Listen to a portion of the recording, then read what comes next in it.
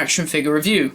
In today's review, I am looking at the latest classic series release exclusive to Underground Toys and Forbidden Planet, which is Peri and a rogue Cyberman from Attack of the Cybermen, Colin Baker's second story. So, not an awful lot to say on this set, because basically what you're getting here is 2 repaints and a slight retool in places as well. So, I'll begin by looking at Peri, which is of course the third Peri we've seen so far. We've had the Caves of Androzani one from Peter Davison. We've had the Vengeance on Varos version, which is this exact same figure except in blue, but there is a slight difference with this one, which I'll just look into in a second. So the articulation is standard, the head can do a 360, the shoulders can do 360s, biceps do 360 as well. She's got articulation at the elbow. The wrists do 360s, so does her waist. And she has articulation at the hips that go forwards, out to the side, and thigh articulation, which also does a 360, and articulation at the knees. So, very much the standard articulation. Like I said, it's the same as the Vengeance on Varon. The same as the Vengeance. Like I said, it's the same as the Vengeance on Varos version, so, you know, not much else to say which hasn't been said in that review. Changes to the sculpt are on her right hand, which, as you can see, now sports like a little blue bracelet, or, I don't know, sort of sweatband thing, I'm not sure, little bracelet I think. Paint apps are new. She has a sparkly pink leotard, like in the episode, with the pink shorts. She's got the blue belt with a little yellow buckle there. Her little key ring thing, which the Vengeance on Varos version also has, is different. It's got some sort of weird applications there. I'm not sure what what the design is on the actual thing. And her headband, which was painted over on the Vengeance on Varos version, because this was this figure must have been sculpted, and then they used it for Vengeance on Varos. You know, they wanted to double it up. So here you can see the headband, and that's nicely detailed as well. You know, you can see that you've got the dark black lines and the pink and the darker blue as well against the light sky blue, the baby blue. And of course the lightness is the same. You know, it's the same figure. So, you know, not really much to say. I mean, if you've got the Vengeance on Varos version, you know what you're expecting. It's just the same figure, just in a different colour.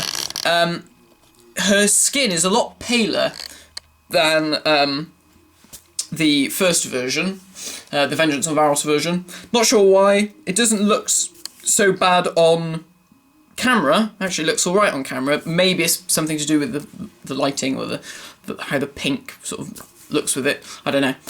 But when I saw her in the box, I thought she had jaundice. I mean, her skin looked almost quite yellow in comparison to other human characters. So, you know, nice enough figure. And then we have the Rogue Cyberman. This is basically your Earthshock Cyberman, with new paint apps and a few retools. The head's different, and I'll show you why in a second, and his boots are different as well, and I'll show you those in more detail in a sec. Articulation as follows. The head can't really move because it's hindered by the chest unit, which hangs over the shoulders. His arms can move back and forth. They can't really do 360s. He does have bicep articulation, which do 360s, elbow articulation, wrist articulation that do 360s, 360 at the waist, hips go back and go forward, and to the side. Just dropped his gun. And he does have articulation at the knees, and boot articulation, which also do 360s. So, you know, it's the standard for your Cybermen. Like I said, the boots are different. Finally, we've got the more accurate boots for Attack Cybermen. Obviously, with the Earthshock Cybermen, they had the big ski boots, like the moon boots, the puffy boots, which, you know, that was fine for Earthshock, but after that story, they changed. They should be like these. And they never did it with the Stealth Cyberman, but they have done it with this one, so that's nice. So it's good that they've started to work that in. Other differences, the Earthshock Cybermen had painted interior decoration behind the perspex of the chest unit, which this Cyberman and the Stealth Cyberman don't actually have, which is fine because they don't have it in the story either, so that's cool. So the other major differences are, of course, that this Cyberman looks a little worse for wear. It looks as if the figure's been painted grey initially, with a silver sort of washed over the top to give it this sort of very dirty, tarnished metal look. It does look pretty cool, actually. It does look good on camera. The Cyberman does look really nice. As you can see, there are hints of green here and bits of pink. My one has more green than pink, actually. It just has a bit of pink there on the helmet. As you can see, you can really get more of a look at that sort of really scratchy paint job to make it look like that tarnished metal. So you can see the pinks. You've got two different types of green there, so it's almost like mould and slime. Again, more pink on the back and more of that green there. So that's like the oil or the cyber blood, as it were. That's almost like so that green is almost like there's the fluid that flows, and that green, and the green is obviously the fluid that flows through the piping on the Cybermen, because if you see in Attack the Cybermen, the Cyber Controller gets stabbed in the arm and it will start spurting out. So that's really cool. One issue here is the jaw. They've given him a glass jaw. Now, after Earthshock, these Cybermen never had glass jaws. They did it with the Stealth Cyberman as well. I really don't know why they did that. They might as well have just moulded it in silver plastic and be done with it. But I think the reason is they wanted to highlight this little feature, but, you know, I don't really think it was necessary.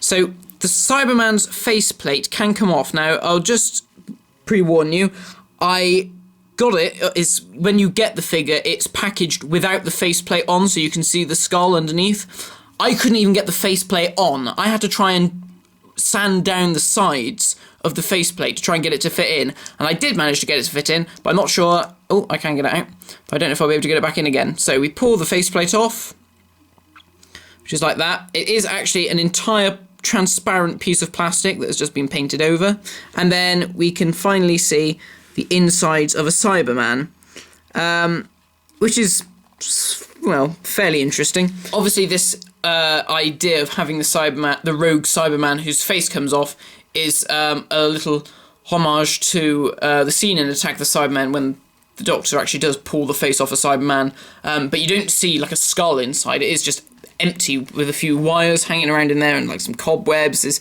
nothing as grand as this. So what you get is a skull. Obviously you can still see that the silver chin aspect is part of the skull. Not sure how that works anatomically, but there we go. And human eyes have been replaced with mechanical optic circuits, and then he has these wires coming out of the skeletal nose, which in some of the promo pictures, and well, actually, it almost looks like he's got a bit of a moustache. And some people have also likened him to, is it Ahmed, the dead terrorist puppet or something? I don't know. It's not something I've ever really watched. But a lot of people said he looks like that, and I know what they mean. He does look a bit like that. It's a nice idea. I think really my own imagination for what a Cyberman looks like under its helmet is slightly more gruesome. Well, actually a lot more gruesome and gory than this. I'm not so keen on the idea of it just being a skull. I think there should be more fleshy goriness to it, but I suppose there's only so much they can do without getting their wrists slapped by the BBC. And it's almost like a bit of a nod to the Pandorica Cyberman that came out that has the same thing, you know, the skull is inside the helmet. I think they were just trying to play off of that and maybe get kids to see it and be like, oh wow, they're like, that's like the other Cybermen, and maybe pester their parents into buying it. So, you know, it's a nifty feature. It's quite cool. I mean, if I was a kid, I'd really like that. I've always been a fan of, like, removable helmets and things on figures. When I was a kid, I used to get RoboCop, and they had, like, removable parts and, like, battle-damaged parts that you could swap and replace. And from the Star Wars line, Darth Vader with the removable helmet was always one of my favourite figures as a kid. It is great. It's a good toy. And, you know, I can see why they did it. It would appeal to kids who are going to, like, play with these toys. And, of course, he comes with his cyber gun. It's the same sculpt. It's just been painted in gold. Very odd, seeing as they are allergic to the substance, but never mind. So they've got gold guns with these black sort of decals on the sides. Really nice. They should have some, like, sort of circular bits that are on there as well, but they haven't done that because that would have been a new sculpt. So, which I don't blame them. You know, it's only a very minor detail that they skipped out on there. So that's really it, folks. There's not an awful lot to say about these figures, like I said. Is it a worthwhile set? In all honesty, I'd say no. I think you're better off with either the Vengeance on Varos set or the Caves of Androzani set. For the sole purpose of for the sole reason being that Cyberman. My complaint is, this is not, I mean, it's nice. I don't mind seeing a rogue Cyberman. Novel idea. It wasn't something that I'd ever thought of, actually. But personally, I and a lot of other people would have much rather have seen the Cyber Controller.